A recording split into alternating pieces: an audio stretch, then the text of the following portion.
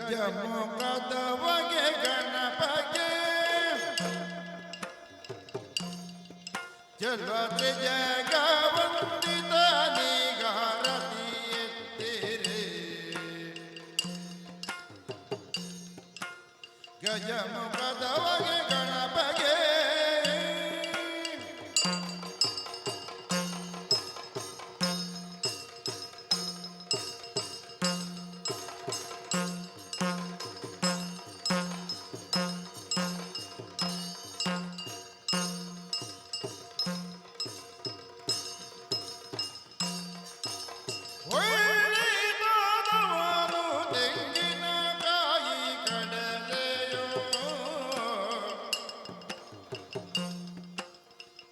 ಎಳ್ಳಂಡೋಳಿಗೆ ಕಬ್ಬ ಮೆಲುವವಗೆ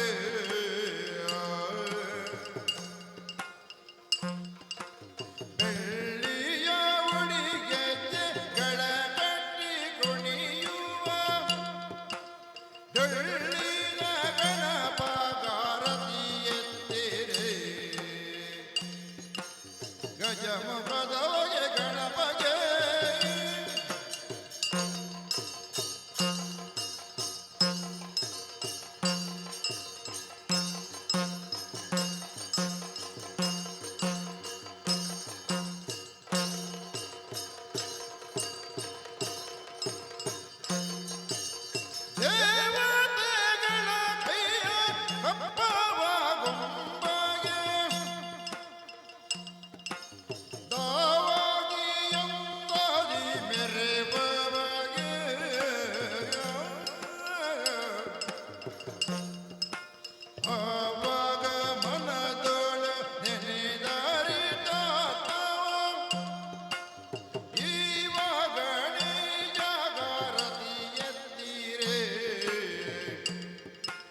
ಗಜಮುಖದವಗೆ ಗಣಪಗೆ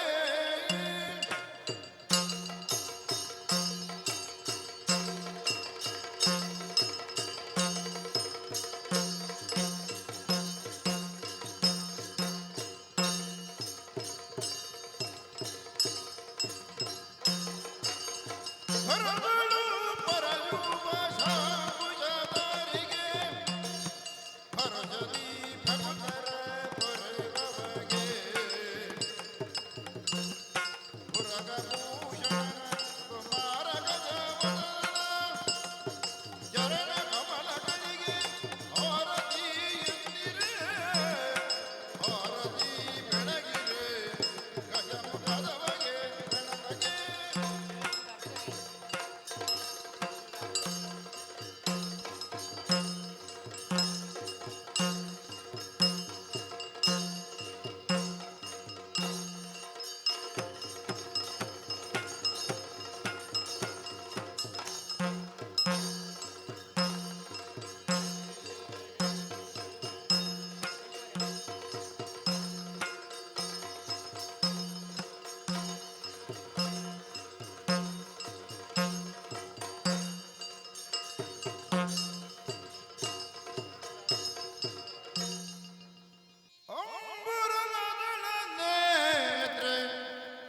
ಶ್ರೀ ದುರ್ಗಾಂಬಿಕೆಯ ಬಲಗೊಂಡು ಭಕ್ತಿಯೊಳು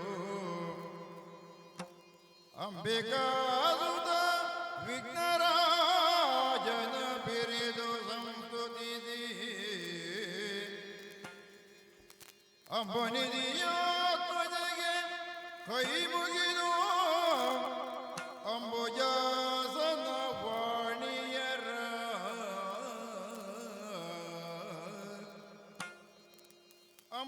ಅಂಬುಜಾಸನ ವಾಣಿಯರ ಪಾದಾಂಬುಜಗೆ ಬಡಮಡುದ ವರ್ಣಿಪೆನಿ ಕಥಾಮೃತವ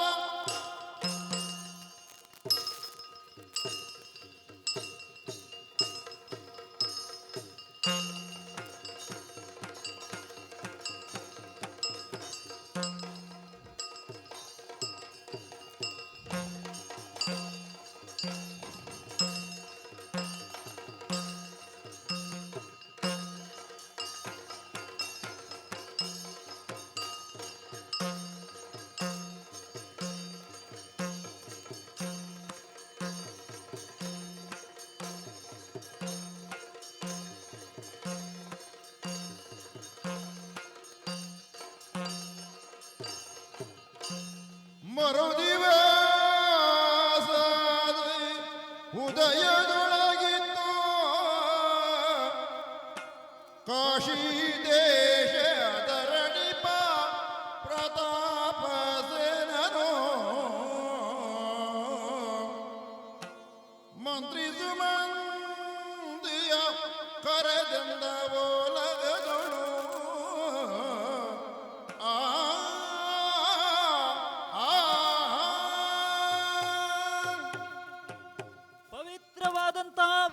ಪವಿತ್ರವಾದಂತಹ ಕಾಶಿಯ ವಿಶ್ವನಾಥನ ಸಾನ್ನಿಧ್ಯವಿದೆ. ಇಂದು ಕೂಡ ವಿಶ್ವನಾಥನನ್ನೇ ಅರ್ಚಿಸಿ ಕಾಶಿಯ ಓಳಗಸ್ಥಾನವನ್ನು ಪ್ರವೇಶ ಮಾಡಿದಾಗ ಪ್ರತಾಪಸೇನನಿಗೆ ಜಯವಾಗಲಿ ಎನ್ನುವಂತಹ ಜಯಘೋಷ ನನಗೆ ಕೇಳಿತು. ಪರಮಾನಂದವಾಯಿತು. ಪದವಿ ಪೂರ್ವ ಪುಣ್ಯಾನಾಂ, ಪೂರ್ವಜನ್ಮದ ಪುಣ್ಯ ವಿಶೇಷತೆಯಿಂದಲೇ ವ್ಯಕ್ತಿಯಾದವನು ಪದವಿಗೇರುವುದಕ್ಕೆ ಸಾಧ್ಯ. ಒಬ್ಬ ವ್ಯಕ್ತಿ ತಾನು ಇಂಥದ್ದನ್ನು ಆಶಿಸಿದ್ರೆ ಅದನ್ನು ಪಡೆಯುವುದಕ್ಕೆ ಯಾಕೆ ಸಾಧ್ಯವಾಗುವುದಿಲ್ಲ? ಅವನ ಪೂರ್ವಜನ್ಮದ ಪುಣ್ಯ ಇಲ್ಲವಾದಲ್ಲಿ ಅದನ್ನು ಪಡೆಯುವುದಕ್ಕೆ ಸಾಧ್ಯವಿಲ್ಲ. ನನ್ನ ಪೂರ್ವಜನ್ಮದ ಪುಣ್ಯ ವಿಶೇಷತೆಯಿಂದಲೇ ಈ ಕಾಶಿಯ ಒಡೆತನವೂ ನನಗೆ ಪ್ರಾಪ್ತವಾಯಿತು. ಇದೊಂದು ಸ್ವತಂತ್ರ ರಾಜ್ಯ ಮಾತ್ರವಲ್ಲ, ನನ್ನ ಧರ್ಮಾಧಿಕಾರತ್ವ. ಈ ಕಾಶಿಯಲ್ಲಿ ನಾನು ಸಮೃದ್ಧವಾಗಿ ಕಾಶಿಯ ನಾಡಿನಲ್ಲಿ ಆಡಳಿತವನ್ನೂ ಕೊಟ್ಟಿದ್ದೇನೆ. ಪ್ರಜಾಜನರೆಲ್ಲರೂ ಸುಖಿಗಳಾಗಿದ್ದಾರೆ. ರಾಜನನ್ನು ದೇವತಾ ಸ್ವರೂಪಿಯಾಗಿ ಕಾಣುತ್ತಾ ಇದ್ದಾರೆ. ಪ್ರಜೆಗಳನ್ನು ಮಕ್ಕಳೋಪಾದಿಯಲ್ಲಿ ಸಲಹುತ್ತಾ ಬಂದಿದ್ದೇನೆ. ರಾಜಕೀಯವಾಗಿಯೂ ತೃಪ್ತನೆ ಮಾತ್ರವಲ್ಲ, ನನ್ನ ಸಾಂಸಾರಿಕ ವಿಷಯದಲ್ಲೂ ಆಲೋಚನೆ ಮಾಡಿದ್ರೆ ಮಡದಿಯಾದಂತಹ ಶಶಿರೇಖೆಯ ಒಂದಿಗಿನ ದಾಂಪತ್ಯದ ಪ್ರತೀಕವಾಗಿ 3 ಮಂದಿ ಹೆಣ್ಣು ಮಕ್ಕಳನ್ನು ಪಡೆದಿದ್ದೇನೆ. ಅಂಬೆ, ಅಂಬಿಕೆ, ಅಂಬಾಳಿಕೆಯರು ಪ್ರಾಯ ಪ್ರಬುದ್ಧರೂ ಹೌದು. ಒಂದು ರೀತಿಯಲ್ಲಿ ಸಂತೋಷದ ಜೀವನ ಉಂಟು. ಆದರೆ ಇಂದಿನ ಸಭೆಯಲ್ಲಿ ಮಂತ್ರಿಗಳಲ್ಲಿ ಒಂದು ವಿಷಯವನ್ನು ಚರ್ಚಿಸಬೇಕಾಗಿದೆ. ಅದಕ್ಕಾಗಿ ಲಾಲಿಸೋ ಮಂತ್ರಿನ ಪೇಳುವ ನುಡಿಯ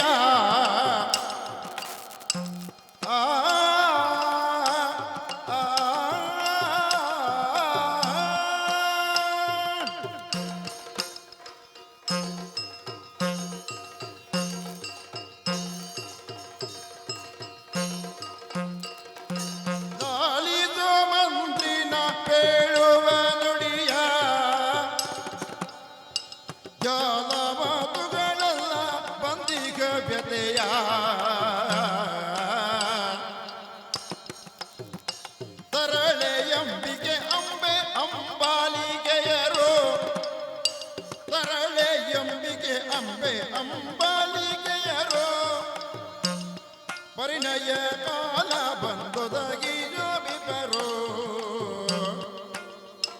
ಪರಿಣಯ ಕಾಲ ಬಂದೊದಗಿ ಜೋಬಿಪರು.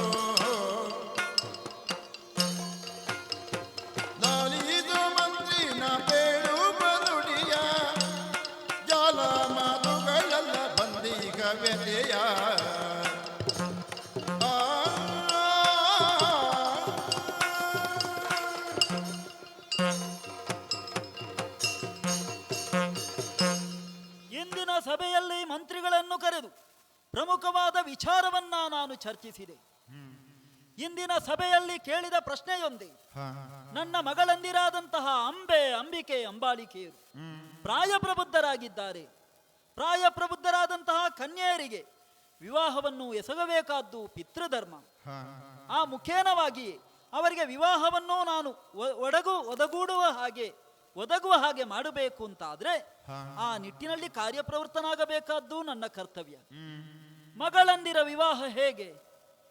ಅವರ ಸಮ್ಮತವಾದಂತಹ ವರನನ್ನು ಸ್ವಯಂ ವಧುಗಳೇ ಆಶಿಸಬೇಕು.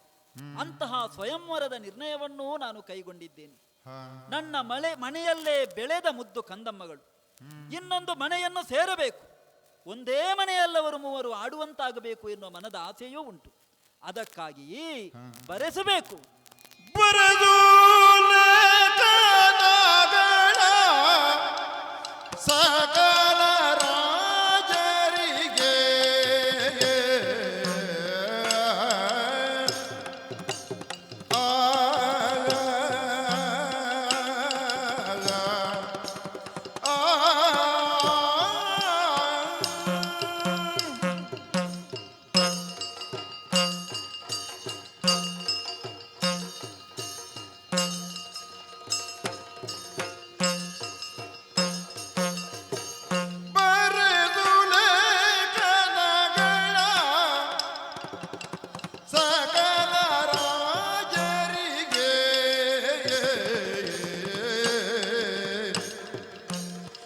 ಕರಿಪುರದಲ್ಲಿ ಭೀಷ್ಮಗೆ ಅರಿಯದ ಹಾಗೆ ಕರಿಪುರದಲ್ಲಿ ಭೀಷ್ಮಗೆ ಅರಿಯದ ಹಾಗೆ ಬರೆದು ಲೇಖನಗಳ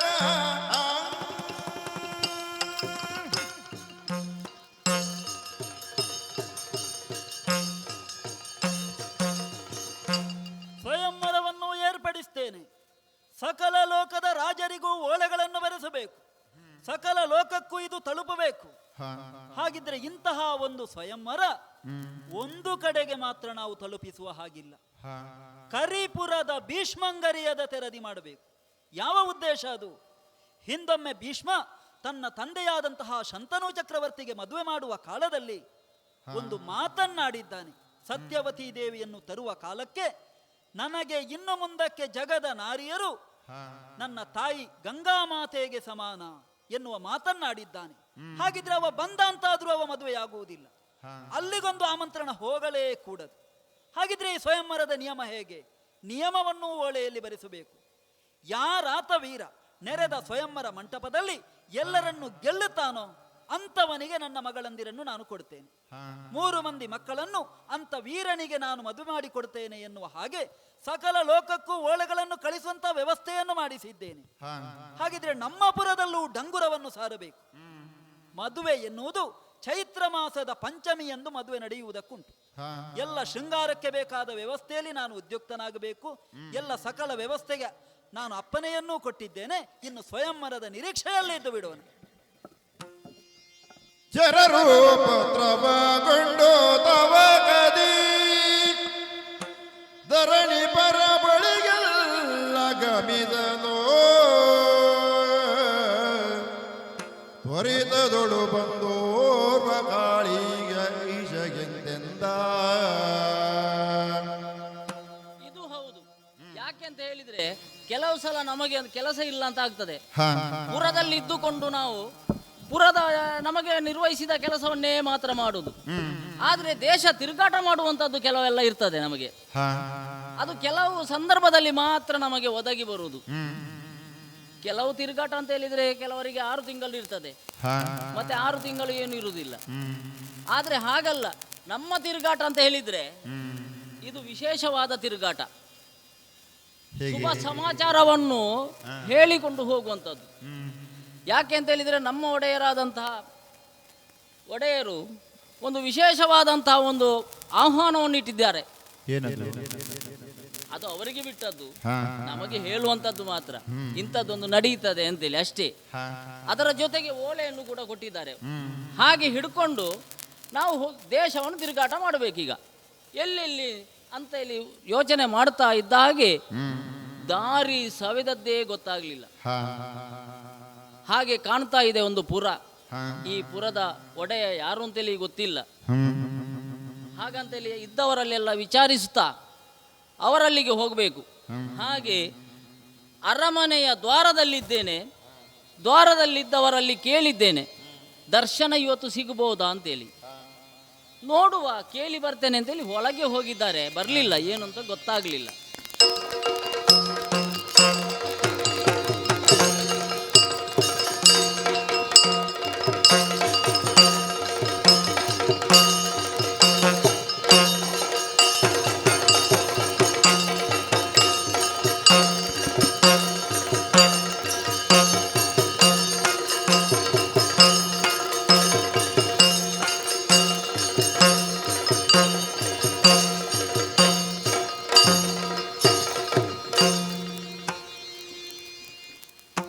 ದೃಢಸೇನನಿಗೆ ಜಯವಾಗಲಿ, ದೃಢಸೇನನಿಗೆ ಶುಭವಾಗಲಿ.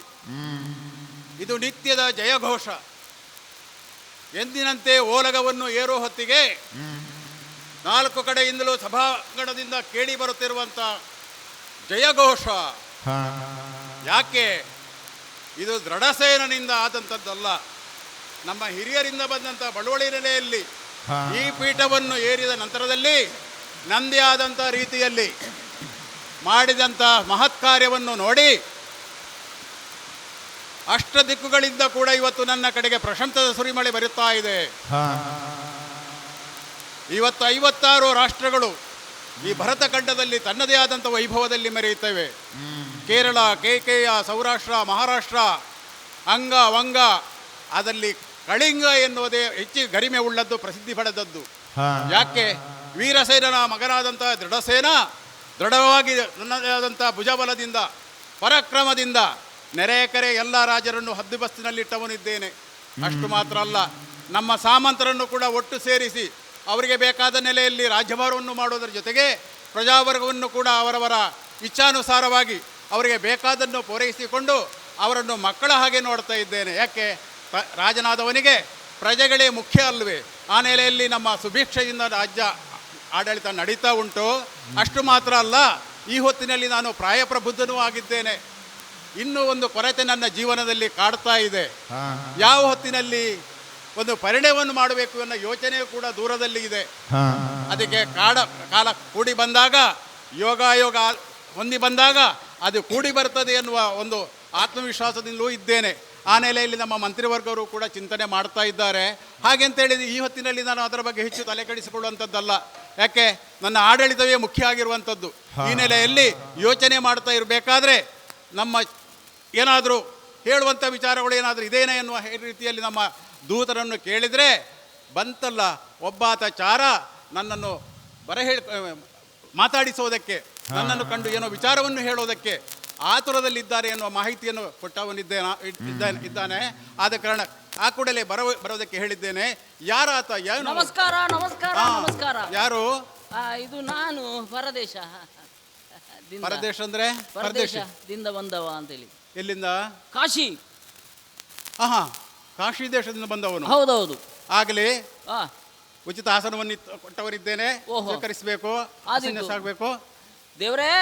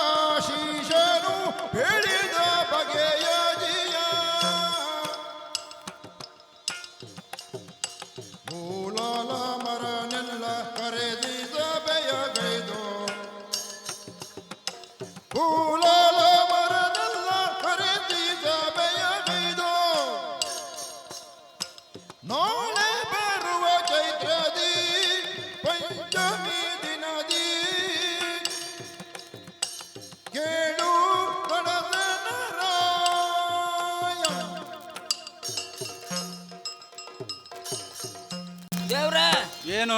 ನಾನು ಎತ್ತರದ ಉತ್ತರದಲ್ಲಿರುವ ಕಾಶಿ ದೇಶದಿಂದ ಬಂದವ. ಒಳ್ಳೇದು. ವಿಶ್ವನಾಥನ ಅನುಗ್ರಹ ನಮಗೆಲ್ಲ ಉಂಟು. ನಿಮಗೂ ಇರ್ಲಿ ಅಂತ ಹೇಳ್ತಾ ಇದ್ದೇನೆ. ಏನು? ಅಲ್ಲ, ನಿಮಗೂ ಇರ್ಲಿ ಅಂತೇಳಿ.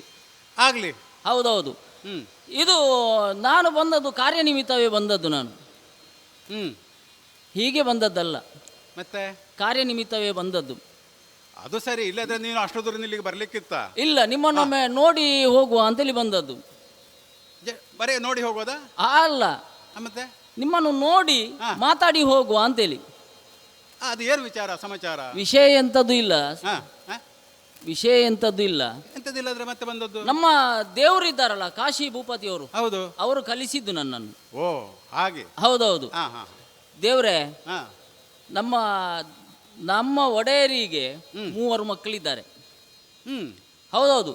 ಸಣ್ಣ ಪ್ರಾಯ ಬೆಳೀತಾ ಈಗ ದೊಡ್ಡ ಪ್ರಾಯ ಆಗಿದೆ. ಈಗ ಅದು ಸಹಜ ಅಲ್ವಾ? ಬೆಳೀತಿದ್ದಾಗೆ ಮೇಲೆ ಬರ್ತಾರೆ, ಎತ್ತರ ಆಗ್ತಾರೆ. ಹೌದೌದು. ತುಂಬಾ ಎತ್ತರ ಇಲ್ಲ, ನಿಮ್ಮಷ್ಟು ಸಾಧಾರಣ ನಿಮಗೆ ಹೊಂದಾಣಿಕೆ ಆಗ್ತದೆ ಅದು. ಈಗ ಹೊಂದಾಣಿಕೆ ಮಾಡೋ ನೆಲೆಯಲ್ಲಿ ನೀನು ಮಾತಾಡೋದು? ಅಲ್ಲಲ್ಲ, ಹಾಗಲ್ಲ. ಇರ್ಲಿ, ಎತ್ತರ ಅಂತ ಹೇಳಿದ್ದು ಅಳತೆ ಇಲ್ಲ. ಆದ್ರೆ ನಿಮ್ಮ ಭುಜಕ್ಕೆ ಸರಿಯಾಗಿದ್ದಾರೆ ಅವರು, ನಾವು ನೋಡಿದವರಲ್ಲ. ಆದ್ರೆ ಪ್ರಾಯ ಪ್ರಬುದ್ಧರಾಗಿರುವ ಹೊತ್ತಿನಲ್ಲಿ ನನ್ನನ್ನು ಕರೆದ್ರು. ಯಾರು? ನಮ್ಮ ಒಡೆಯರು. ನನ್ನ ಮಕ್ಕಳಿಗೆ 3 ಮದುವೆ ಆಗುವ ಪ್ರಾಯ ಬಂದಿದೆ, ಹಾಗಾಗಿ ನೀನು ಊರು ಬಿಡಬೇಕು ಅಂತೇಳಿ. ಹಾಗಾದ್ರೆ ನಿಂದು ಏನೋ ಒಂದು ಸಮಸ್ಯೆ ಉಂಟು ಅಂತ ಆಯ್ತಲ್ಲ, ನೀನು ತಕರಾರು ಮಾಡು ಅಂತ ಆಯ್ತು. ಊರು ಬಿಟ್ಟು ಹೋಗ್ಬೇಕು ಅಂತ ಹೇಳಿದ್ರೆ ಅಲ್ಲ, ಅವ್ರು ಹೇಳಿದ್ದು ನನ್ನಲ್ಲಿ ಮಕ್ಕಳಿಗೆ ಮದುವೆ ಆಗುವ ಪ್ರಾಯ ಬಂದಿದೆ, ಹಾಗಾಗಿ ನೀನು ಊರು ಬಿಟ್ಟು ಹೋಗ್ಬೇಕೀಗ ಅಂತೇಳಿ. ಊರು ಬಿಟ್ಟ ಕೊಡ್ಲೇ ಏನಾಗ್ತದೆ? ಅಲ್ಲ, ನಾನು ಯೋಚನೆ ಮಾಡಿದೆ, ಕಾಲಿಗೆ ಬಿದ್ದು ಕೇಳಿದೆ, ನನ್ನಿಂದ ಏನು ತಪ್ಪಾಗ್ಲಿಕ್ಕಿಲ್ಲ ದೇವ್ರೆ, ನಾನು ನಿಷ್ಠಾವಂತ, ಯಾವತ್ತು ಕಮ್ಮಿ ನಿಷ್ಠೆ ಆಗ್ಲಿಕ್ಕಿಲ್ಲ ನನ್ನಿಂದ ಅಂತೇಳಿ. ಹೌದೌದು.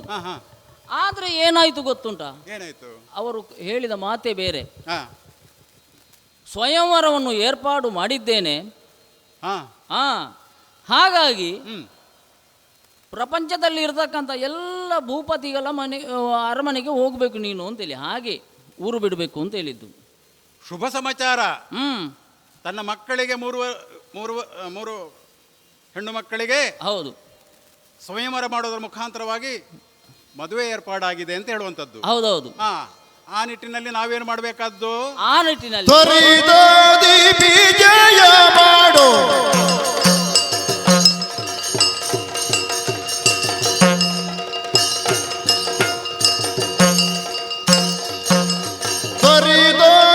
ವಿಜಯ ಮಾಡು, ನಿನಗೆ ತರುಣಿಯರವರು ನೋಡು,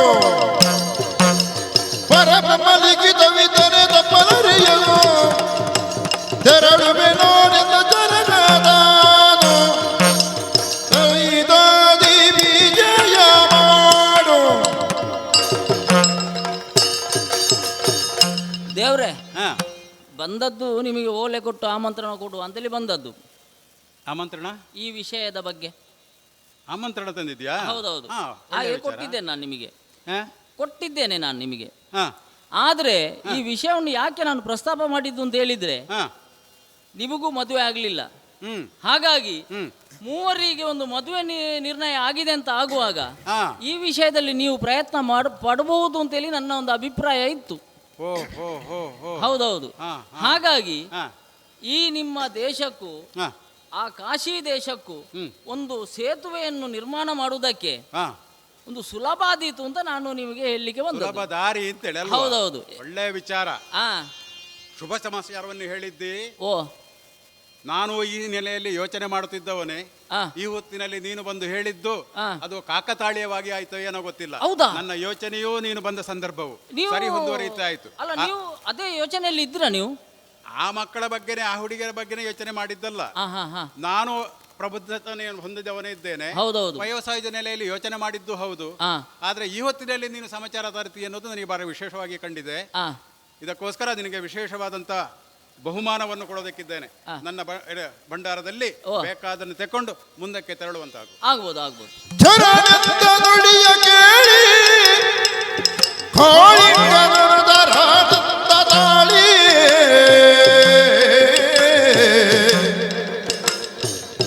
ಬರುವ ನೀಕ್ಷಣವೆನ್ನುತ್ತ ಬಂದವಗೆ ಪರಿಪರಿಯಲು ಭಜರಿಸುತ್ತ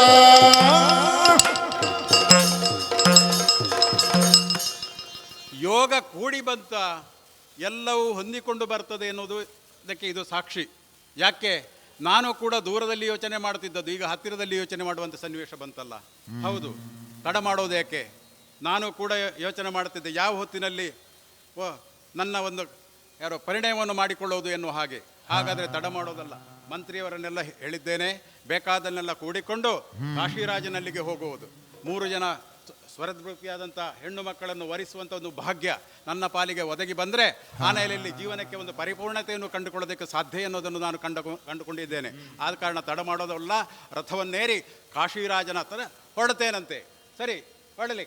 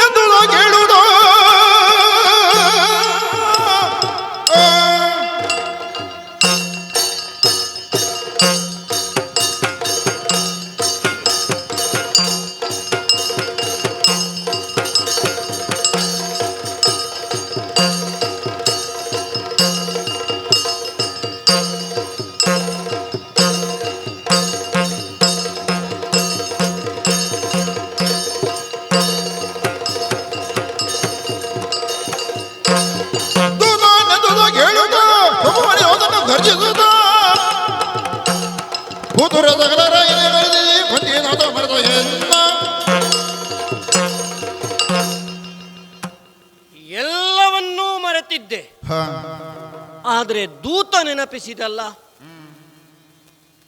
ಅವಜ್ಞೆ. ಎಲ್ಲಿಯವರೆಗೆ ಅವಜ್ಞೆ?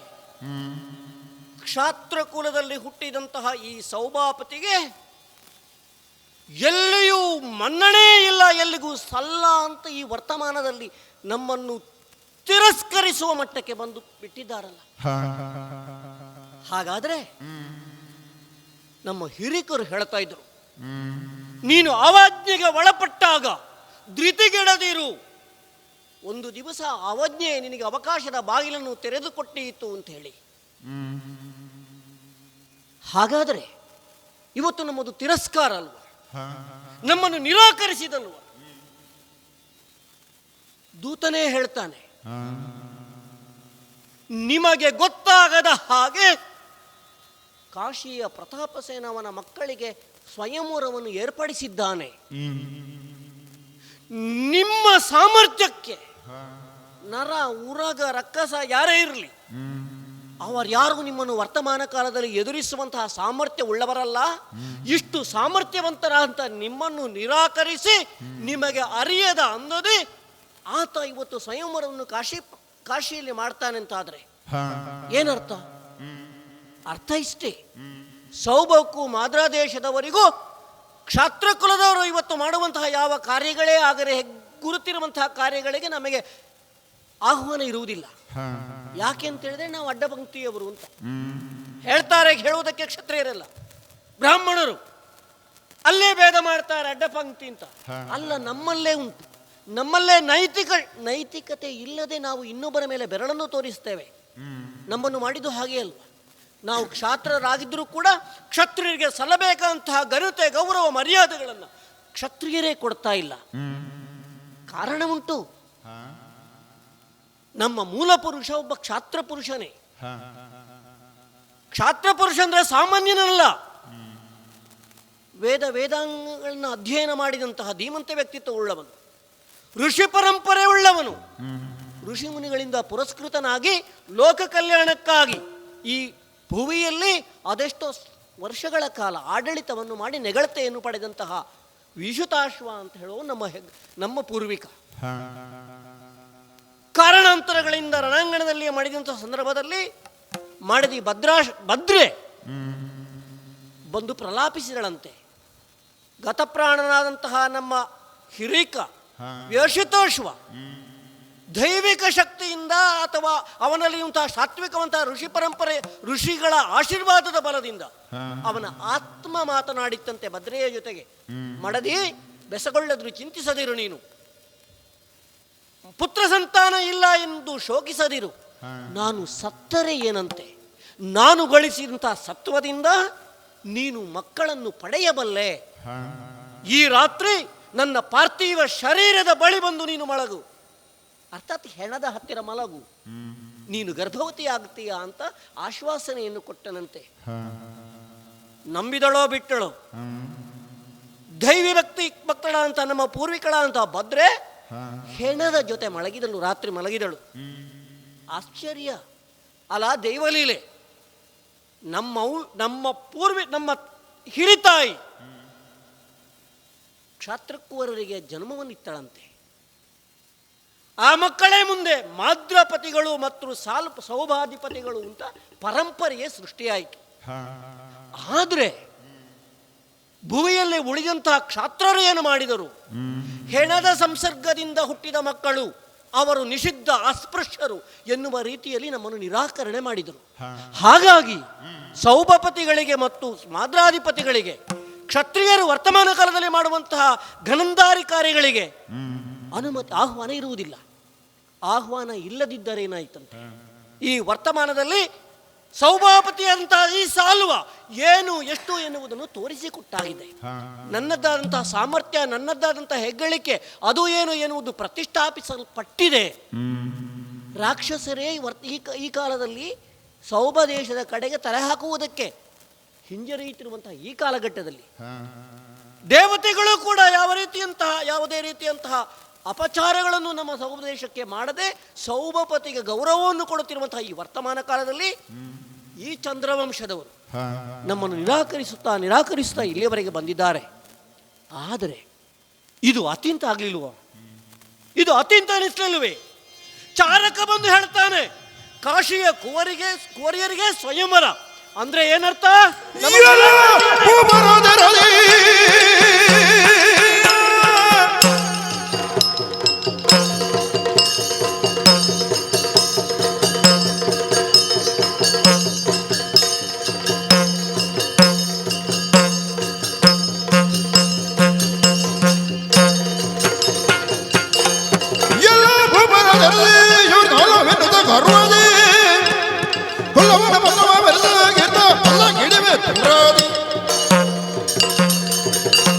ಈ ಪ್ರಪಂಚದಲ್ಲಿ ಯಾರು ಪರಾಕ್ರಮಿಗಳು, ದೂರದಲ್ಲಿ ಯಾರು ಪರಾಕ್ರಮಿಗಳು, ಅವರಿಗೆ ತನ್ನ ಮಕ್ಕಳನ್ನು ವಿವಾಹ ಮಾಡಿಕೊಡುತ್ತೇನೆ ಅಂತ ಹೇಳಿ ಇವ ಡಂಗುರ ಸಾರಿಸುವಾಗ ನನಗೆ ಆಹ್ವಾನ ಇಲ್ಲ ಅಂತ ಹೇಳಿದ್ರೆ ಅರ್ಥ ನಾನು ಪರಾಕ್ರಮಶಾಲಿ ಅಲ್ಲ ಅಂತ ಅಲ್ಲವೇ?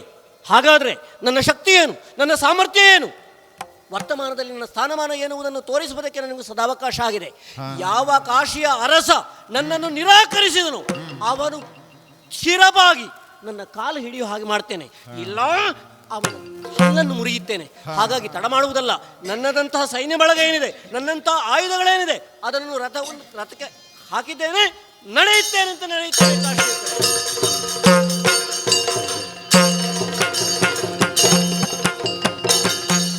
ಧರಣಿ ಕೇಳಿತ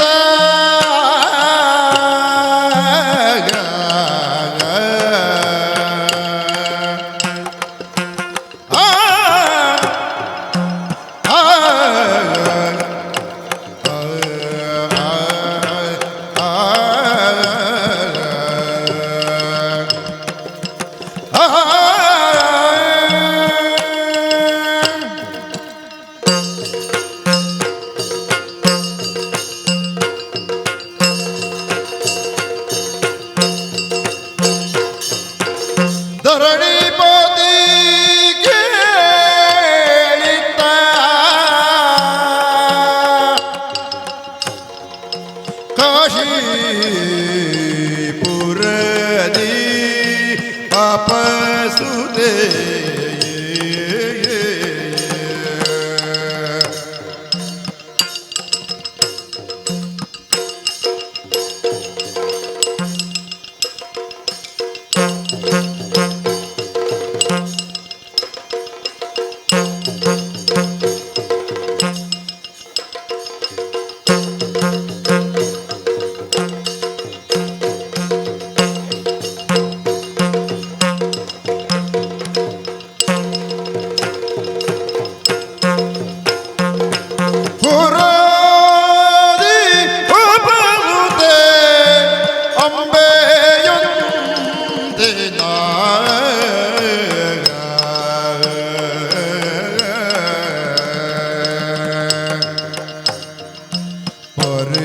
ಬಿಡಿದು ಬಳದಿರುವ ಸಗಿಯರ ನೋಡಿ ಸಂತತದಿ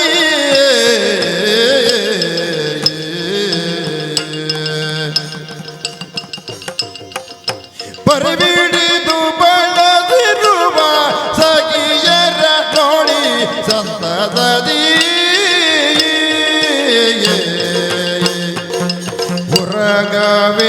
ಉರಗವೆಣಿಯರೆಲ್ಲ ಕೇಳಿರೆ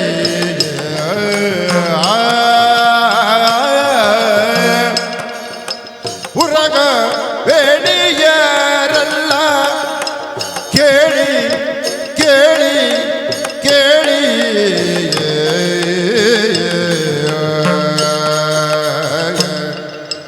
ಸುರ ನದಿಯೋಳು ಈ ದಿನ ಎರಗದಿ ಸರದಿ ಜಲಗೇಳಿಯಾಡುವ ಏಳಿ ಜಲಗೀಡೆಯಾಡುವ ಏಳಿ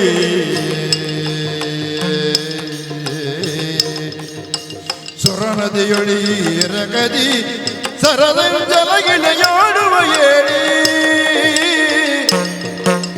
ಧರಣಿ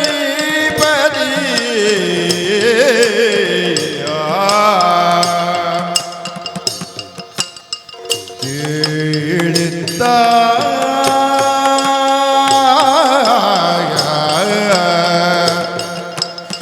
ಕಾಶೀಪುರದಿ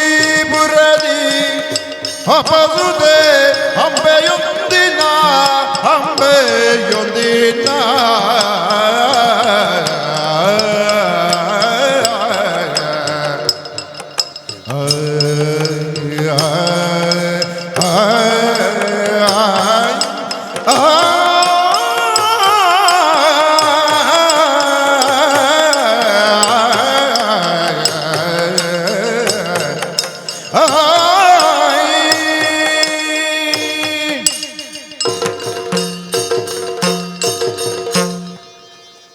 ತನ್ನ ಜೀವಿತಾವಧಿಯಲ್ಲಿ ಒಮ್ಮೆಯಾದರೂ ಕಾಶಿ ಕ್ಷೇತ್ರವನ್ನು ದರ್ಶನ ಮಾಡಬೇಕು ಅಂತ ಬಯಸುವವರಿದ್ದಾರೆ. ಕಾರಣ ಇದೆ, ವಿಶ್ವೇಶ್ವರನ ಸಾನ್ನಿಧ್ಯ ಇರುವಂತಹ ಕ್ಷೇತ್ರ ಇದು. ಅಷ್ಟು ಮಾತ್ರವಲ್ಲ, ಹರಿಯ ಪಾದದಿಂದ ಉದಿಸಿ ಆಮೇಲೆ ಅಲ್ಲಿಂದ ಪರಮೇಶ್ವರನ ಜಟೆಯಲ್ಲಿ ನಿಂತು ಅಲ್ಲಿಂದ ಜಹ್ನೂ ಋಷಿಯ ಮೂಲಕವಾಗಿ ಆ ಭಗೀರಥನ ಪ್ರಯತ್ನದಿಂದ ಧರೆಗಿಳಿದು ಬಂದ ಭಾಗೀರಥಿ ಇಲ್ಲಿ ಹರಿತಾ ಇದ್ದಾಳೆ. ಹಾಗಾಗಿ ಸಕಲ ಪಾಪವನ್ನು ಕೂಡ ನಾಶ ಮಾಡುವಂತಹ ಗಂಗೆಯ ಸ್ನಾನ ಒಂದು ಕಡೆ, ವಿಶ್ವೇಶ್ವರನ ದರ್ಶನ ಒಂದು ಕಡೆ. ಹೀಗಾಗಿ ಕಾಶಿ ದೇಶವು ಯಾವಾಗಲೂ ಪ್ರವಾಸಿಗರಿಂದ ಅಥವಾ ಜನರಿಂದ ದರ್ಶನ ಮಾಡುವವರಿಂದ ತುಂಬಿ ತುಳುಕ್ತಾ ಇರ್ತದೆ. ಇದಲ್ಲ ವಿಚಾರ. ನಾವು ಎಷ್ಟು ಪುಣ್ಯವಂತರು ಅಂತ ನೋಡ್ಬೇಕಲ್ಲ. ಕಾಶಿ ದೇಶದಲ್ಲಿಯೇ ನಮ್ಮ ಜನ್ಮ ಆಗಿದೆ. ಕಾಶಿ ದೇಶದ ಪ್ರತಾಪಸೇನನ ಮಗಳಾಗಿ ನಾನಿರುವಂತಹ ಸಂದರ್ಭದಲ್ಲಿ ನಾನೊಬ್ಬಳೇ ಅಲ್ಲ, ನನಗಿಬ್ಬರು ತಂಗಿಯಂದಿರು ಇದ್ದಾರೆ, ಅಂಬಿಕೆ ಅಂಬಾಲಿಕೆಯರು. ಗಂಡು ಮಕ್ಕಳಿಲ್ಲ ಎನ್ನುವಂತಹ ಕಾರಣಕ್ಕಾಗಿ ನಮ್ಮ ತಂದೆಯವರು ನಮ್ಮನ್ನು ಬಹಳ ಮುದ್ದಿನಿಂದ ಬೆಳೆಸಿದವರು. ಕಾಲ ಕಾಲಕ್ಕೆ ಬೇಕಾದಂತಹ ಶಾಸ್ತ್ರ ವಿದ್ಯೆಯನ್ನು ಕಲಿಸಿದವರು. ಜೊತೆಗೆ ಕ್ಷತ್ರಿಯಾರಣಿಯರಾಗಿ ಮೆರೆಯಬೇಕು ಎನ್ನುವ ಕಾರಣಕ್ಕಾಗಿ ಕ್ಷಾತ್ರ ವಿದ್ಯೆಯನ್ನು ಕೂಡ ನಮಗೆ ಕೊಟ್ಟಿದ್ದಾರೆ.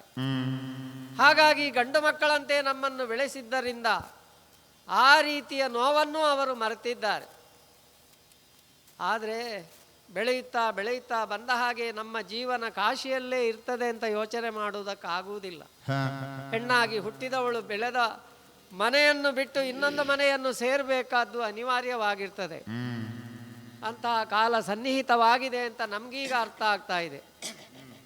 ನಮ್ಮ ಅಪ್ಪಯ್ಯನವರು ಒಂದು ಆದೇಶವನ್ನು ಮಾಡಿದ್ದಾರೆ ನಿನ್ನೆಯ ದಿನ. ನನ್ನ ಮೂವರು ತರಳೆಯರಿಗೆ ಮದುವೆಯನ್ನು ಮಾಡಿಸಬೇಕು ಎನ್ನುವಂತಹ ಕಾರಣಕ್ಕಾಗಿ ಎಲ್ಲ ದೇಶಗಳಿಗೆ ಆಮಂತ್ರಣವನ್ನು ಕಳುಹಿಸಿದ್ದಾರಂತೆ. ಯಾರು ಒಬ್ಬರನ್ನೊಬ್ಬರು ಹೋರಾಟ ಮಾಡಿ ಶಕ್ತಿವಂತರು ಅಂತ ತೋರಿಸಿಕೊಳ್ತಾರೆ ಅವರಿಗೆ ನನ್ನ ಮಕ್ಕಳನ್ನು ದಾರೆ ಎರೆಯುತ್ತೇನೆ ಅಂತ. ಅಂದ್ರೆ ಒಬ್ಬನಿಗೆ ಮೂವರನ್ನು ಕೊಟ್ಟು ಮದುವೆ ಮಾಡುವಂತ ಒಂದು ವ್ಯವಸ್ಥೆ ಇದು. ಪ್ರಾಯಶಃ ಅವರ ಉದ್ದೇಶ ಹೀಗಿರಬಹುದು, ಮೂವರು ಒಟ್ಟಾಗಿ ಬೆಳೆದವರು ಮುಂದಿನ ಭವಿಷ್ಯದಲ್ಲಿ ಕೂಡ ಒಟ್ಟಾಗಿಯೇ ಇರಲಿ ಎನ್ನುವ ಕಾರಣ ಇದ್ದಿರಬಹುದು. ಹಾಗೆಂತ ನಮ್ಮಲ್ಲಿ ಆ ಬಗ್ಗೆ ಏನು ಜಿಜ್ಞಾಸೆ ಏನೂ ಇಲ್ಲ. ತಂದೆಯವರು ಏನು ಹೇಳ್ತಾರೆ ಅದನ್ನು ಒಪ್ಪಿಕೊಳ್ಳಬೇಕಾದ್ದು ನಮ್ಮ ಧರ್ಮ.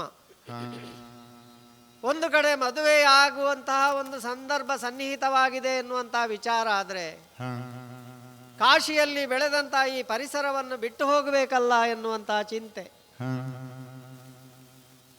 ನನ್ನ ಸಖಿಯರು, ನನ್ನ ಅರಮನೆಯಲ್ಲಿ ನಮ್ಮನ್ನೆಲ್ಲ ನೋಡಿಕೊಳ್ಳುವಂತಹ ಪರಿಚಾರಿಕೆಯರು, ಇವರೆಲ್ಲರ ಪ್ರೀತಿಯನ್ನು ಬಿಟ್ಟು ಎಲ್ಲಿಗೆ ನಾನು ಸೇರಿಕೊಳ್ತೇನೋ ಅಲ್ಲಿಗೆ ಹೋದಾಗ ಇದೆಲ್ಲ ನೆನಪುಗಳು ಮತ್ತೆ ಮರುಕಳಿಸಿದರೆ ಏನು ಮಾಡುವುದು ಅಂತ ಈ ರೀತಿಯ ಒಂದು ಚಿಂತೆ ನನ್ನ ಮನಸ್ಸಿನಲ್ಲಿ ಕಾಡ್ತಾ ಇದೆ. ಹಾಗಾಗಿ ಒಂದು ಕಡೆಯಿಂದ ಸಂತೋಷ ಅಂತ ಭಾವಿಸಿದರೆ ಇನ್ನೊಂದು ಕಡೆಯಲ್ಲಿ ಒಂದು ರೀತಿಯ ಬೇಸರ ಕಾಣ್ತಾ ಇದೆ ನನ್ನ ಮನಸ್ಸಿನಲ್ಲಿ. ನಾಳೆಯ ದಿನ ಏನಾಗ್ತದೋ ಎನ್ನುವಂತಹ ಕುತೂಹಲ ಒಂದು ಕಡೆಯಲ್ಲಿ. ಹಾಗಾಗಿ ಮನಸ್ಸಿಗೆ ಸ್ವಲ್ಪ ನಿರಾಳತೆಯನ್ನು ತರಬೇಕು. ಇದಕ್ಕೆ ಪರಿಹಾರ ಏನು ಅಂತ ನಮ್ಮ ಸಖಿಯರನ್ನೆಲ್ಲ ಬರಲಿಕ್ಕೆ ಹೇಳಿದ್ದೇನೆ. ಬಂದಿದ್ದಾರಲ್ಲ ಎಲ್ಲರೂ. ಬಂದಂತ ಅವರಲ್ಲಿ ಹೇಳಿದ್ದೇನೆ, ಸಖಿಯರೇ, ಕಾಶಿ ದೇಶದಲ್ಲಿ ಈ ದಿನ ನನ್ನದು ಕೊನೆಯದ್ದು ಅಂತ ನಾನು ತೀರ್ಮಾನ ಮಾಡಿದ್ದೇನೆ. ನಾಳೆಯ ದಿನ ನಾನು ಯಾರ ಕೈ ಹಿಡಿದು ಎಲ್ಲಿಗೆ ಹೋಗ್ತೇನೆ ಅಂತ ನನಗೆ ಗೊತ್ತಿಲ್ಲ. ಆದ್ದರಿಂದ ಈ ಹೊತ್ತಿನಲ್ಲಿ ನಿಮ್ಮ ಜೊತೆಗೆ ಒಂದು ಜಲಕೇಳಿಯನ್ನು ಆಡಬೇಕು, ಆ ಮೂಲಕವಾಗಿ ಮನಸ್ಸಿಗೆ ಸಂತೋಷವನ್ನು ತರಬೇಕು, ವನವಿಹಾರವನ್ನು ಮಾಡಬೇಕು ಅಂತ ಮನಸ್ಸಾಗಿದೆ. ಅಷ್ಟು ಹೇಳಿದ ಕ್ಷಣ ಅವರೆಲ್ಲರೂ ಸಿದ್ಧರಾಗಿ ಬಂದಿದ್ದಾರೆ. ಹಾಗಾಗಿ ತಡ ಮಾಡುವುದಲ್ಲ, ಅವರನ್ನೆಲ್ಲ ಕೂಡಿಕೊಂಡು ಗಂಗಾ ನದಿಯ ತೀರಕ್ಕೆ ಹೋಗ್ತೇವೆ.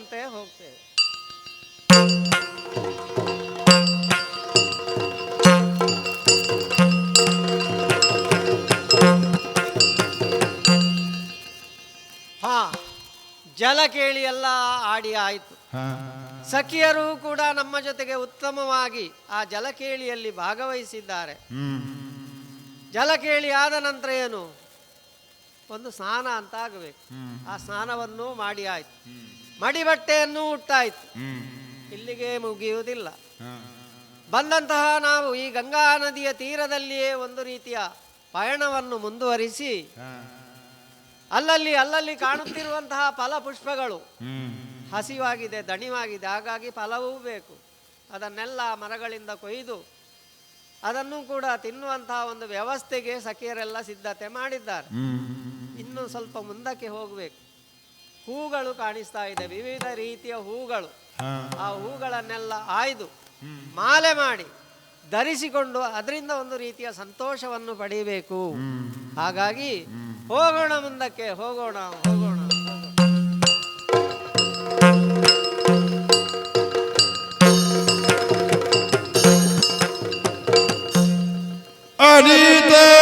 ಅನಿತರೊಳಗೆ ಸಾಲ್ವ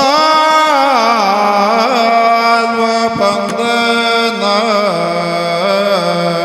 ಹಿಡಿಗಾಗಿ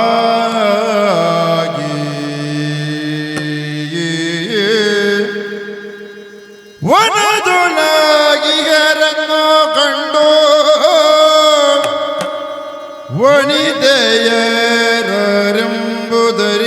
ಬೇಗೆನುದಲಿ ಧನುಜನು ಮೊರೆಯೊಳಗಿರಲು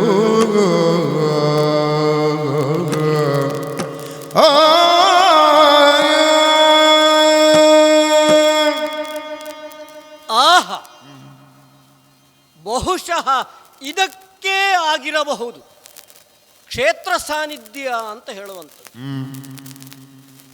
ಒಂದು ದಿವಸ ಮುಂಚಿತವಾಗಿಯೇ ಕಾಶಿಯ ಕ್ಷೇತ್ರಕ್ಕೆ ನನ್ನ ಪಾದ ಸ್ಪರ್ಶ ಆಗಿದೆ. ಎಂತ ಅಚ್ಚರಿ ಅಂತ! ಈ ಮಣ್ಣನ್ನು ಮುಟ್ಟಿದ ಕ್ಷಣ ಅದೊಂದು ಪ್ರಫುಲ್ಲತೆ, ಅದೊಂದು ಹಗುರವಾದಂತಹ ಭಾವ. ಏನು ದೃಢತೆ ಇತ್ತು, ಏನು ಗಟ್ಟಿತನ ಇತ್ತು, ಏನು ಪ್ರತಾಪಸೇನನ ತಲೆಯನ್ನ ಬಡಿಬೇಕು ಎನ್ನುವಂತಹ ಹುಮ್ಮಸ್ಸಿತ್ತು. ಅದಕ್ಕೆ ಮೀರಿದಂತಹ ಒಂದು ವಾತಾವರಣ ನಿರ್ಮಾಣ ಆಗಿದೆಯಲ್ಲ ಅಂತ ನನಗೆ ಭಾಸವಾಗ್ತಾ ಇದೆ. ಯಾಕೆ ಅಂತ ನಾನು ಯೋಚನೆ ಮಾಡಿದರೆ, ನಾನು ಪ್ರವೇಶಿಸಿದಂಥ ಸ್ಥಳ ಇದು ವನವಿಹಾರಕ್ಕೆ ಪ್ರಶಸ್ತವಾದಂತಹ ಸ್ಥಳ. ರಾಜಕುವರಿಯರು ತನ್ನ ಸಖಿಯರೊಡಗೂಡಿ ವಿಹರಿಸಬಹುದಾದಂತಹ ನದಿ ತಟಾಕ ಇದು. ಹಕ್ಕಿಗಳ ಇಂಚರ, ತರುಲತೆಗಳಲ್ಲಿ ಹೂಗಳು ಅರಳಿ ನಳನಳಿಸುವುದು ಮಾತ್ರ ಅಲ್ಲ, ಪರಿಮಳವನ್ನು ಇಡೀ ಪರಿಸರಕ್ಕೆ ಪಸರಿಸುತ್ತಾ ಇವೆ. ಇಂತಹ ಹಿತಕರವಾದಂತಹ ವಾತಾವರಣದಲ್ಲಿ ಅದೇನು ಹಕ್ಕಿಗಳ ಹಿಂಡು ಅಂತ ನಾನು ನೋಡ್ತೇನೆ. ಆಹಾ, ಹಕ್ಕಿಗಳಲ್ಲ, ಆದರೆ ಹಕ್ಕಿಗಳೇ. ಮರದಿಂದ ಮರಕ್ಕೆ ಹಾರುವ, ತರುಲತೆಗಳಲ್ಲಿ ಬಿರಿದ ಹಣ್ಣುಗಳನ್ನು ಕೊಕ್ಕಿನಿಂದ ಕುಕ್ಕಿ ತಿನ್ನುವ ಹಕ್ಕಿಗಳಲ್ಲ. ಇದು ಮನುಜ ಮಾತ್ರರು ನೋಡಬಹುದಾದ, ಸವಿಯಬಹುದಾದಂತಹ ಸ್ತ್ರೀರತ್ನಗಳು. ಏನು ಚಂದ, ಏನು ಒನಪು, ಏನು ವಯ್ಯಾರ! ಹಕ್ಕಿಗಳೇನೋ ಹೌದು, ಆ ಹಕ್ಕಿಗಳಲ್ಲಿಯೂ ಒಂದು ಹಕ್ಕಿ ಕಾಣ್ತಾ ಇದೆಯಲ್ಲ ಭಿನ್ನವಾಗಿ. ನಾನು ಹೀಗೆ ಭ್ರಾಂತನಾಗುವುದಲ್ಲ. ನಾನು ಮುಟ್ಟಿ ನೋಡಿದೆ, ನನ್ನನ್ನು ತಟ್ಟಿ ನೋಡಿಕೊಂಡೆ, ಇದು ನನ್ನ ಭ್ರಮೆಯೋ ಅಂತ. ಭ್ರಮೆಯಲ್ಲ, ವಾಸ್ತವಕ್ಕೆ ಬಂದೆ. ನಾನು ತಿಳಿದದ್ದು ಹೇಗೆ?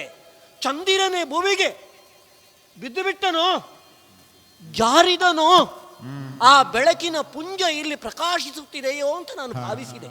ಹಾಗೆ ನೋಡಿದ್ರೆ ಅದಲ್ಲ, ಹೆಣ್ಣು ಮಗಳವರವಳು, ರತ್ನ, ಸ್ತ್ರೀ ರತ್ನ. ಚಂದ ಅಂದ್ರೆ ಎಂತ ಚಂದ! ನಾನು ನೋಡಿದ್ದೇನೆ ನಮ್ಮ ಸೌಭದಲ್ಲಿ ಎಂತ ಚಂದದವರಿದ್ದಾರೆ ಅಂತ ತಿಳ್ಕೊಂಡಿದ್ದೆ. ಅದರದಕ್ಕಿಂತಲೂ ಹೀಗೂ ಇರಬಹುದೇ ಎನ್ನುವಂತಹ ಸೌಂದರ್ಯದ ಲಹರಿ ಇಲ್ಲಿ ಪಸರಿಸುತ್ತಾ ಇದೆ. ಇದನ್ನು ಹೀಗೆ ಹೋಗಗೊಡಕೂಡದು. ಮಾತನಾಡಿಸಿದರೆ ಹೇಗೆ?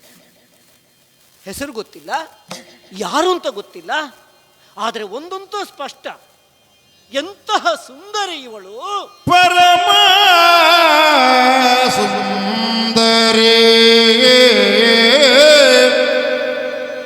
ಬೇಡು ನೀ ಯಾರೋ,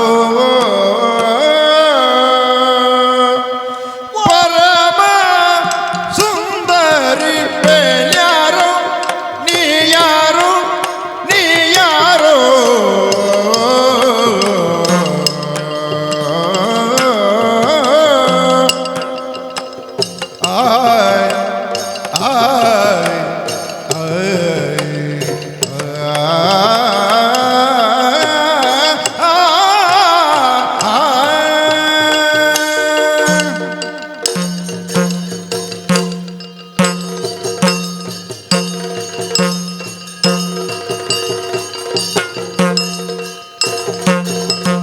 ಪರಮ ಸುಂದರಿ ಬೇಳಿಯಾರೋ, ನೀ ಯಾರೋ, ನೀ ಯಾರೋ ಬೀಳೋ,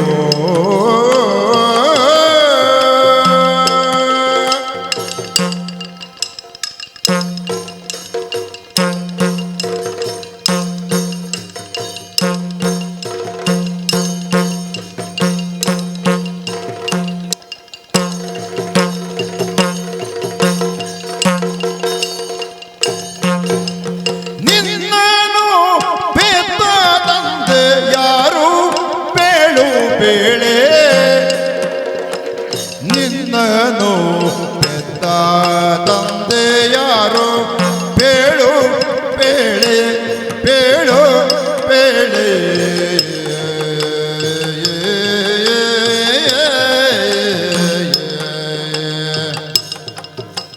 ಪರಮ ಸುಂದರಿ ಬೇಳ್ಯಾರೆ, ನಿನ್ನ ಬೆತ್ತ ದೊರೆ ಯಾರು ಬೇಳೋ ಬೇಳೆ, ವರಿದೀಗ ಸೌಭದೇಶದ ದೊರೆಯ, ವರಿದೀಗ ಸೌಭದೇಶದ ದೊರೆಯ,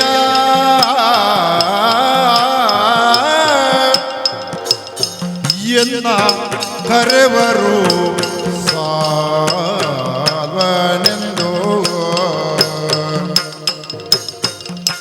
ವರದಿಗ ಶೋಭಾದೇಶದ ದೊರೆಯ, ಕರೆವರು ಸಾವ ಎನ್ನನೋ, ಪರಮ ಸುಂದರಿ ಬೆಳಿಯಾರೆ ಯಾರೇ,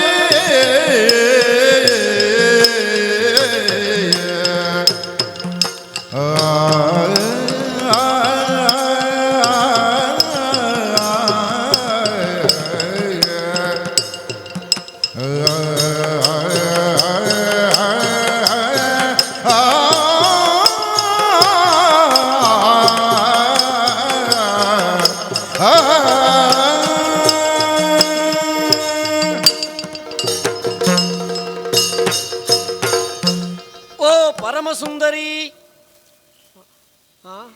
ನಿನ್ನನ್ನೇ. ನನ್ನನ್ನೇ? ನೀನು ಯಾರು? ನಿನ್ನ ಹೆಸರು ಏನು? ಇದ್ಯಾವುದೂ ನನಗೆ ಗೊತ್ತಿಲ್ಲ. ಆದರೆ ಈ ಮರದ ಮರೆಯಿಂದ ನಿನ್ನನ್ನು ನೋಡಿದಾಕ್ಷಣ ಅದೃಷ್ಟದ ಬಳ್ಳಿ ನನ್ನ ಕಾಲಿಗೆ ಎಡರಿತು. ಎನ್ನುವ ಭಾವ ನನ್ನಲ್ಲಿ ಉಂಟಾಯಿತು. ನಾರಿಮಣಿ, ನಾನಲ್ಲ. ಮತ್ತೆ ಅರ್ಥಾತ್ ಹ, ನಿನ್ನ ಜೊತೆ ಮಾತನಾಡುವ ನಾನು ಏನಾಗಿದ್ದೇನೆ ಹ, ಅದು ನಾನಾಗಿರಲಿಲ್ಲ. ಈ ಮಣ್ಣಿಗೆ ಹ, ಕಾಲಿಡುವ ಮುನ್ನ ಹ, ಅಥವಾ ಹ. ನಿನ್ನನ್ನು ಕಾಣುವ ಮುನ್ನ, ನಿನ್ನನ್ನು ನೋಡಿದ್ದಲ್ಲ ನಾನು, ಹ. ನಿನ್ನನ್ನು ಕಂಡದ್ದು. ನನಗೂ ಒಂದು ಒಳಗಣ್ಣು ಉಂಟು ಎನ್ನುವಂತಹ ಭಾವ ಈ ಕ್ಷಣಕ್ಕೆ ನನ್ನಲ್ಲಿ ಸ್ಫುರಿಸಿತ್ತು ಅಂತಾದರೆ ಅದಕ್ಕೆ ಕಾರಣೀಭೂತಳಾದವಳು ನೀನು. ಆಹಾ, ನಾನು ಕೇಳಿದ್ದೇನೆ, ಏನು? ದೇವತಾ ಸ್ತ್ರೀಯರು, ಹ್ಮ್, ಅಲ್ಲಿಯೂ ಕೂಡ ಅಪ್ಸರಾಮಣಿ, ಹ್ಮ್, ಮೇನಕೆಯೋ, ಹ, ರಂಬೆಯೋ, ರಂಬೆಯೋ, ಹ. ಊರ್ವಶಿಯೋ, ನಾನಾ ರೀತಿಯ ಹೆಸರುಗಳನ್ನು ಕೇಳಿದ್ದೇನೆ. ಅವರ ಸೌಂದರ್ಯದ ವರ್ಣನೆಯನ್ನು ನಾನು ಕೇಳಿ ತಿಳಿದಿದ್ದೇನೆ. ಹ್ಮ್, ಇನ್ನೊಬ್ಬಳಿದ್ದಾಳಂತೆ, ಹ, ಸೌಂದರ್ಯಕ್ಕೆ ಪ್ರತಿರೂಪ ಹ, ಹ, ಅಲ್ಲ, ಸೌಂದರ್ಯ ಅಂದರೆ ಅವಳಿ, ಹ. ರತಿ ಅಂತ ನಾನು ಕೇಳಿ ತಿಳಿಯಲ್ಪಟ್ಟಿದ್ದೇನೆ. ಅದು ಯಾವುದೂ ಆಗಿರ್ಲಿಕ್ಕಿಲ್ಲ. ಸುಂದರಿ ಅಂತ ಈ ಪ್ರಪಂಚದಲ್ಲಿ ಯಾರನ್ನಾದರೂ ಕರೆಯುವುದಿದ್ದರೆ ಹ.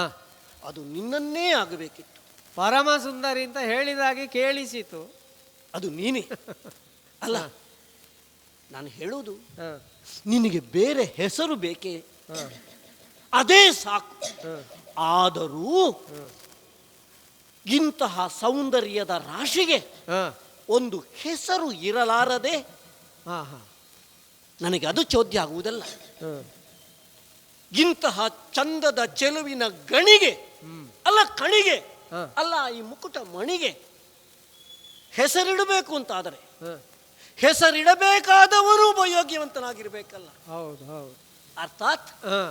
ನಿನ್ನನ್ನು ಹೆತ್ತಂತಹ ಪುಣ್ಯಾತ್ಮ ಹ್ಮ್, ನಿನ್ನಪ್ಪಯ್ಯ ಹ್ಮ್, ಅದು ಯಾರಿರಬಹುದು ಅಂತ ತಿಳ್ಕೊಳ್ಬೇಕು ಎನ್ನುವಂತಹ ಕುತೂಹಲ. ಹ, ಹ, ನಿನ್ನನ್ನು ಪೆತ್ತ ನಿನ್ನ ತಂದೆ ಯಾರು? ಹ. ಅಲ್ಲ, ಇಂತಹ ಅಭೂತಪೂರ್ವವಾದಂತಹ ಸೌಂದರ್ಯವನ್ನು ತನ್ನ ಗರ್ಭಾಂಬುದಿಯಲ್ಲಿ ಹೊತ್ತಿರುವಂತಹ ಆ ಮೇರು ಮಾತೆ, ಹ, ಆ ಪುಣ್ಯ ಗರ್ಭವನ್ನು ಹೊಂದಿದಂತಹ ತಾಯಿ ಅದು ಯಾರಿರಬಹುದು ಅಂತ ನನಗೆ ತಿಳ್ಕೊಳ್ಬೇಕು ಅಂತ ಹ, ಹ. ನನ್ನದು ಒಂದು ವಾಂಛೆ. ಯಥಾರ್ಥ ಹೇಳ್ತೇನೆ, ಏನು? ನಾನು ಒಂದು ನಿರ್ದಿಷ್ಟವಾದಂತಹ ಉದ್ದೇಶವನ್ನು ಇಟ್ಟುಕೊಂಡು ಕಾಶಿಗೆ ಬಂದವ. ಹ, ಹ. ಈ ಗಳಿಗೆ ಓ, ಈ ಗಳಿಗೆ ನನಗೆ ಹ. ನನ್ನ ಮತಿಗೆ ಹೊಳೆದದ್ದು ಏನು ಗೊತ್ತುಂಟ? ಏನು? ನಾಳೆಯ ತೀರ್ಮಾನವನ್ನು ಬದಲಾಯಿಸಬೇಕು, ಅದು ಬೇಡ, ಇದು ಸಾಕು ಎನ್ನುವಷ್ಟರ ಮಟ್ಟಿಗೆ ಹ, ನನ್ನ ಒಳಗೆ ಹ. ನನ್ನ ತಳಮಳ ಅಲ್ಲ, ನನ್ನ ಹಪಹಪಿಕೆ ಅಲ್ಲ, ನನ್ನ ಬದುಕಿನ ಒಟ್ಟು ಭಾವನೆಗಳ ಒಂದು ಮೊತ್ತ ಹ. ಅದು ಅಂತ ನನಗೆ ಅನಿಸ್ತದೆ. ಹ್ಮ್, ಹ್ಮ್. ಯಾಕೆ ಅಂತ ಹೇಳಿದರೆ, ಯಾಕೆ? ನೀನು ಯಾರು, ನೀನು ಎಷ್ಟು, ನೀನು ಹೇಗೆ, ಯಾವುದೂ ತಿಳಿಯದೆ ಹ. ನೀನು ಅತಿ ಶ್ರೇಷ್ಠಳು ಎನ್ನುವ ಮನವರಿಕೆಯನ್ನು ನಾನೇ ಮಾಡಿಕೊಂಡು ಹಾ, ಒಂದು ಹಾ. ತೀರ್ಮಾನಕ್ಕೆ ಬಂದಿದ್ದೇನೆ. ಹ, ನಿನ್ನನ್ನೇ ವರಿಸಬೇಕು ಹ, ಅಥವಾ ನೀನು ನನ್ನನ್ನು ವರಿಸಬೇಕು, ಎರಡು ಒಂದೇ. ಹ. ನೀನೇ ವರಿಸಬೇಕು ಅಂತ ನಾನು ನಿನ್ನಲ್ಲಿ ಕೇಳುವುದು. ಯಾಕೆ? ಯಾಕೆ? ಇಂತಹ ಸೌಂದರ್ಯ ರತ್ನದ ಜೊತೆಗೆ ಮಾತನಾಡುವ ಇವ ಯಾರು? ಹ. ನಾನು ನಿನ್ನನ್ನು ಕಂಡದ್ದಿಲ್ಲ, ಇಲ್ಲ, ಇಲ್ಲ. ನೀನು ಕಾಣುವುದಕ್ಕೆ ಸಾಧ್ಯವೇ ಇಲ್ಲ. ಯಾಕೆ ಅಂದರೆ ನಾನು ಈ ಕ್ಷೇತ್ರಕ್ಕೆ ಹ. ಮೊದಲ ಬಾರಿಗೆ ಬಂದಿದ್ದೇನೆ. ಕಾಶಿಗೆ ಬರುವುದೇ ಮೊದಲು. ಹ, ಬಂದಾಗಲೇ ನನ್ನ ಭಾವವೇ ಬದಲಾಗಿ ಹೋಗಿದೆ. ಹ. ಈ ಭಾವ ಪಲ್ಲಟವನ್ನು ಹೊಂದಿದ ಈ ವ್ಯಕ್ತಿತ್ವ ಏನು ಅಂತ ನೀನು ಯೋಚನೆ ಮಾಡಬೇಡ. ಹ. ನಮ್ಮದು ಒಂದು ಕುಲ, ಹ. ಶ್ರೇಷ್ಠವಾದಂತಹ ಕುಲವೇ. ನಾವು ಒಪ್ಪಿಕೊಳ್ಳುತ್ತೇವೆ, ಕ್ಷಾತ್ರ ಕುಲವೇ ನಮ್ಮದು ಕೂಡ. ಹ, ಹ. ಸೌಭದೇಶ ಕೇಳಿದೆಯೇನೆ? ಹಾ, ಹಾ, ಕೇಳಿದ್ದೇವೆ. ವರ್ತಮಾನ ಕಾಲದಲ್ಲಿ ಸೌಭದ ಅಧಿಪತಿಯಾದಂತಹ ಸಾಲ್ವಾ ಹ, ಹ.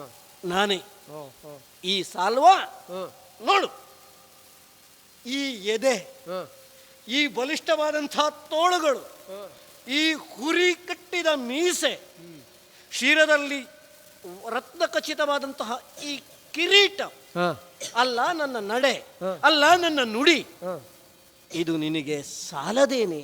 ಹ, ಹ, ಹ. ನೀನು ನನ್ನ ಮೇಲೆ ಮನವನ್ನು ಇಡುವುದಕ್ಕೆ, ನಾವು ಸತಿಪತಿಗಳಾಗಿ ಒಂದಾಗುವುದಕ್ಕೆ ಇಷ್ಟು ಸಾಲದೆ? ನರಿಮಣಿ, ಸುಂದರಿ, ಯಾರು ಹೇಳುವೆಯೇ? ಅಯ್ಯ, ಮೊದಲ ನೋಟದಲ್ಲಿಯೇ ಕಂಡು ಇಷ್ಟು ವಿಚಾರಗಳನ್ನು ನೀನು ಓತಪ್ರೋತವಾಗಿ ನನ್ನಲ್ಲಿ ನುಡಿದೆಯಲ್ಲ, ನಿನ್ನ ನಿಷ್ಕಲ್ಮಶವಾದಂಥ ಮನಸ್ಸನ್ನು ನಾನು ಮೆಚ್ಚುತ್ತೇನೆ. ಓಹೋ, ಆದರೆ ಏನು? ಕೊನೆಗೊಂದು ಮಾತು ಹೇಳಿದೆ, ನನ್ನನ್ನು ವರಿಸಬೇಕು ನೀನು, ನನ್ನ ಬಾಳ ಸಂಗಾತಿಯಾಗಬೇಕು ನೀನು. ಅದಕ್ಕಿಂತ ಮೊದಲು ಕೆಲವು ಪ್ರಶ್ನೆಗಳನ್ನು ನನ್ನ ಮುಂದೆ ಇರಿಸಿದ್ದೀನಿ. ಹೌದು. ಅಯ್ಯ, ಹೇಳ್ತೇನೆ. ಧರಣಿ ಪಾತ್ಮಜೆ ಧನುಜೇಂದ್ರನ ಕಾಣೋದ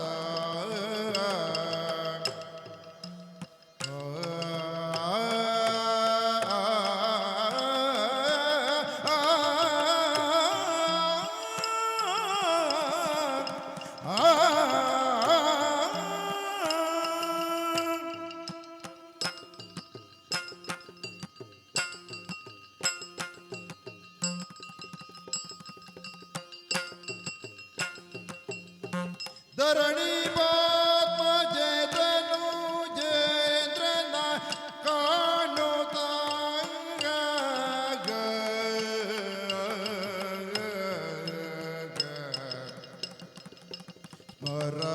ಸ್ಮರಹತಿಯೊಳು ಬಳಲಿ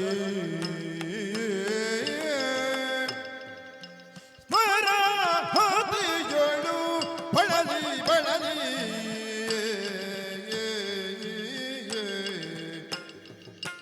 ಧರಣಿ ಪಾತ್ಮಜೆ ಧನುಜೇಂದ್ರನ ಕಾಣುತ್ತ ಸ್ಮರಹತಿಯೊಳು ಬಳಲಿ ಶಿರವ ಬಗ್ಗಿಸಿ ಕಾಶಿಪತಿ ಕುವರಿಯನ್ನ ಶಿರವ ಬಗ್ಗಿಸಿ ಕಾಶಿಪತಿ ಕುವರಿ ಎನ್ನ ಕರೆವರು ಅಂಬೆ ಎಂದು, ಎನ್ನ ಕರೆವರು ಅಂಬೆ ಎಂದು.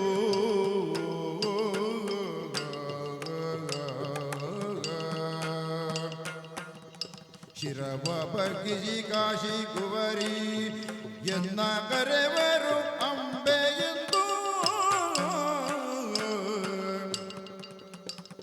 ಧರಣಿ ಪಾತ್ಮಜೆ ಧನುಜೇಂದ್ರನ ಕಾಣುತ್ತ ಪ್ರಹತಿಯೊಳು ಬಳಲಿ ಶಿರವ ಬಗ್ಗಿಸಿ ಕಾಶಿ ಬದುಕುವರಿ ಎನ್ನ ಕರೆವರು ಅಂಬೆ ಎಂದು, ಅಂಬೆ ಎಂದು.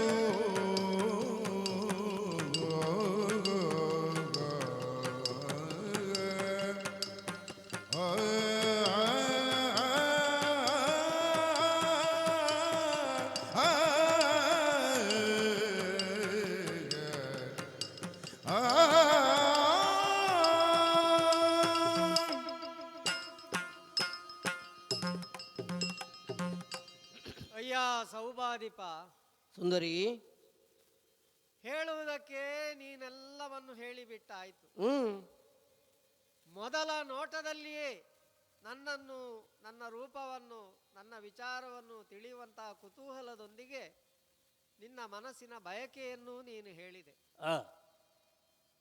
ಪ್ರಾಯಶಃ ಇದು ನನಗೆ ಅನಿರೀಕ್ಷಿತ.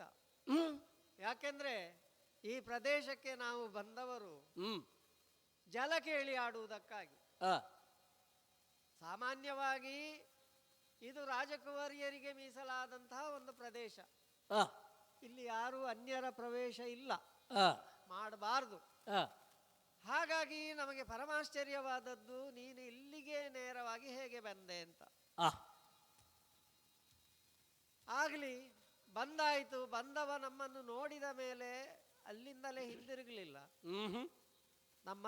ನನ್ನನ್ನು ಕಂಡು ನಿನ್ನದಾದಂತಹ ಪರಿಚಯವನ್ನು ಹೇಳಿ ನಿನ್ನ ಮನಸ್ಸಿನ ಕಾಮನೆ ಏನು ಅಂತ ಹೇಳ್ತಾ ಇದ್ದೆ. ಪ್ರಾಯಶಃ ಇಂತಹ ಮಾತುಗಳನ್ನು ಈ ದಿನ ಈ ಹೊತ್ತಿನಲ್ಲಿ ನಾನು ಕೇಳ್ತೇನೆ ಅಂತ ನಿರೀಕ್ಷೆ ಮಾಡಿದವಳೇ ಅಲ್ಲ. ಅಲ್ಲ, ನಿನ್ನಂತಹ ಒಂದು ಸೌಂದರ್ಯದ ರಾಶಿ ನನ್ನ ಎದುರು ಬರುತ್ತದೆ ಅಂತ ನಾನು ಊಹಿಸಿದವನೂ ಅಲ್ಲ. ಕೆಲವೊಮ್ಮೆ ಹೀಗಾಗ್ತದೆ ಜೀವನದಲ್ಲಿ, ಅನಿರೀಕ್ಷಿತಗಳು. ಅನಿರೀಕ್ಷಿತ. ಆದರೆ ನಿನ್ನನ್ನು ನೋಡುವಾಗ, ನಿನ್ನ ಮಾತುಗಳನ್ನು ಕೇಳುವಾಗ ನೀನೊಬ್ಬ ಸಂಭಾವಿತನಂತೆ ಕಾಣ್ತಾ ಇದ್ದೆ. ನೋಡು, ಹಾಗಾಗಿ ಯದ್ಭಾವಂ ತದ್ಭವತಿ ಅಂತ.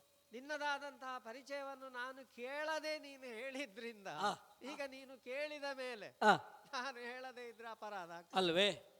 ಈಗ ಒಂದು ಕ್ರಮ ಉಂಟು. ಹೆಣ್ಣು ಮಕ್ಕಳಲ್ಲಿ ಮಾತನಾಡಿಸುವ ಮುನ್ನ ಅಪರಿಚಿತರಲ್ಲಿ ನಾವು ಯಾರು ಅಂತ ಹೇಳಿಕೊಳ್ಳಬೇಕು. ಅದು ಸಂಸ್ಕಾರ. ಅದು ಈಗ ನಾನು ಯಾರು ಅಂತ ತಿಳಿಯದೆ ನೀನು ನನ್ನಲ್ಲಿ ಮಾತನಾಡುವುದು ಸಮಂಜಸವಾದುದಲ್ಲ ಅಲ್ವಾ? ನಿನಗೆ ಸ್ವಲ್ಪ ನಿನ್ನ ಮನಸ್ಸಿಗೆ ಸ್ವಲ್ಪ ಧೈರ್ಯ ಬರಲಿ ಎನ್ನುವ ಕಾರಣಕ್ಕಾಗಿ ನಾನು ಪರಿಚಯಿಸಿಕೊಂಡದ್ದು. ಈಗ ಏನು ಮಾಡುವುದು? ನೀನು ಪ್ರಶ್ನೆ ಕೇಳಿದ ಮೇಲೆ ನಾನು ಉತ್ತರ ಕೊಡದೆ ಹೋದರೆ ಕಾಶಿ ದೇಶದಲ್ಲಿ ಎಂಥದ್ದು ಇದು ಶಿಷ್ಟಾಚಾರವ ಅಂತ ನೀನು ತಪ್ಪು ತಿಳುವಳಿಕೆ ಮಾಡಿಕೊಳ್ಬಾರ್ದು. ಓಹೋ ಹೋ, ನೀನು ಕಾಶಿಗೆ ಸಂಬಂಧಪಟ್ಟವಳು ಹಾಗಾದರೆ? ಹೌದೌದು, ಇಲ್ಲಿಯವಳೇ, ಇಲ್ಲಿಯೇ ಹುಟ್ಟಿ ಬೆಳೆದವಳು ನಾನು. ಅಂದ್ರೆ ಅಷ್ಟು ಮಾತ್ರ ಅಲ್ಲ, ಯಾವ ಕಾಶಿ ದೇಶದ ಧರ್ಮಾಧಿಕಾರಿ ಅಂತ ಅನಿಸಿಕೊಂಡ ಪ್ರತಾಪಸೇನ ಅಂತ ಇದ್ದಾನೆ, ಪ್ರತಾಪಸೇನ ಅವನ ಹಿರಿಯ ಮಗಳು ನಾನು. ಓ ಹೋ ಹೋ ಹೋ. ಕಿರಿಯರಿಬ್ಬರು ಇದ್ದಾರೆ. ಈಗ ನನ್ನ ಜೊತೆಯಲ್ಲಿಲ್ಲ, ನನ್ನ ಜೊತೆ ಕೆಲವು ಸಖಿಯರೆಲ್ಲ ಗಡನ ಇತ್ತು, ಅವರೆಲ್ಲ ಸ್ವಲ್ಪ ಮುಂದೆ ಮುಂದೆ ಹೋಗಿದ್ದಾರೆ. ನಿನ್ನೊಬ್ಬಳಲ್ಲೇ ಬಿಟ್ಟು ಹೋಗಿದ್ದಾರೆ.